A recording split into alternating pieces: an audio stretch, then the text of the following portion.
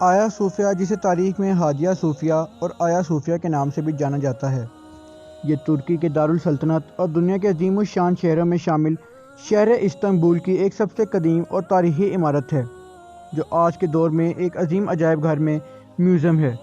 لیکن عیسائی اسے کلیسا یعنی چرچ اور مسلمان مسجد کہتے ہیں، جس کی بابت استنبول کی ایک عدالت میں حجت بازی ہے کہ آیا وہ عجائب گھر ہی رہے گا یا کلیسا یا پھر مسجد۔ عدالت نے فیصلہ 15 دن تک مؤخر کر دیا۔ عدالت یہ فیصلہ دیتی ہے کہ یہ ایک مسجد ہے۔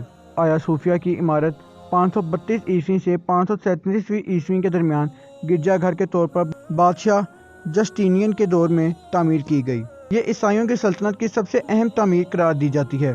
9 مئی 1453 کو سلطان عثمانیہ کے سب سے عظیم خلیفہ حضرت سلطان محمد فاتح نے جب قسطنطنیہ کو فتح کیا تو اس عظیم صنم خانہ میں داخل ہو کر حضرت عیسیٰ علیہ السلام اور ان کی والدہ کی تمام مورتیاں توڑ ڈالیں اور پھر اسے پانی سے دھلوایا اور مجاہدین کے ساتھ 2 رکعت نماز ادا کی۔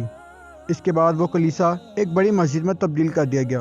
اب کسی کو اعتراض ہو سکتا ہے کہ یہ کلیسا کو مسجد میں تبدیل کیوں کیا؟ تو سب سے پہلے اس زمانے کا آئین معلوم کیا جاتا ہے۔ جس زمانے میں کلیسا کو مسجد سے بدلا گیا، اس زمانے کا یہ قانون تھا کہ جب جنگ لڑ کر کوئی ملک فتح کیا جاتا ہے تو وہ مفتوح ملک اور ملک کی ساری زمین فاتح قوم کی ملکیت ہوتی ہے۔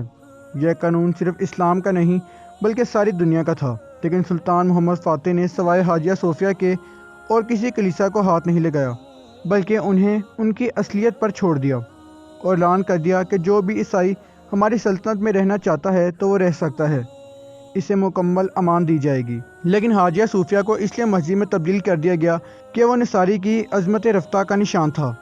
سلطان دکھانا چاہتے تھے کہ اب نصرانیوں کی ساری عظمت خاک میں مل چکی ہے، اب اگر کسی کی عظمت ہوگی تو وہ صرف اسلام کی اور اہل اسلام کی۔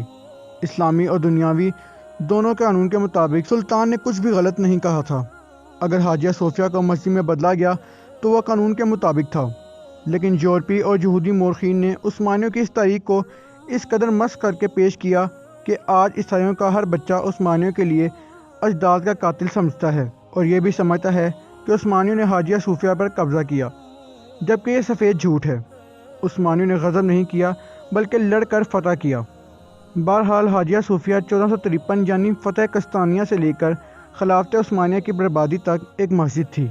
1923 میں جب خلافت عثمانیہ جمہوریت نام کے مغربی تماشے میں تبدیل کر دی گئی تو پھر 1935 میں یہودی ایجنٹ کمال پاشا نے اسے عجائب گھر قرار دے دیا تاکہ وہ نہ تو مسلمانوں کی رہے اور نہ عیسائیوں کی، اور اس طرح مسلمانوں کی ایک عظیم عمارت کی تاریخ عیسائیوں اور یہودیوں کے پروپیگنڈے کی نظر ہو گئی۔ مگر آج جب اہل ترکی اپنے حق کی آواز بلند کر کے ہمت کرنے لگے، سچ اور جھوٹ میں فرق کرنے لگے، تو دنیا یہود و نصارہ سے طوفان اٹھ گیا۔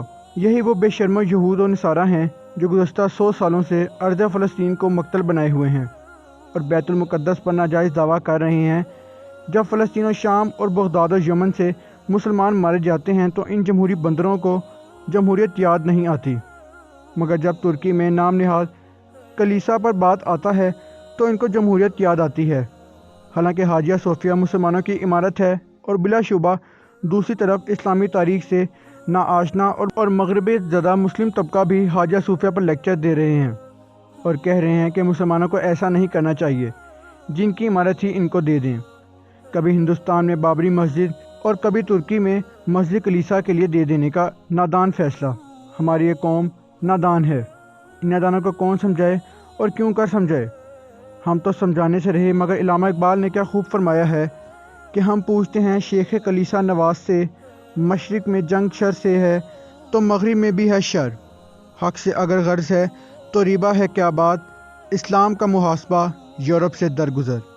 اللہ نگہبان۔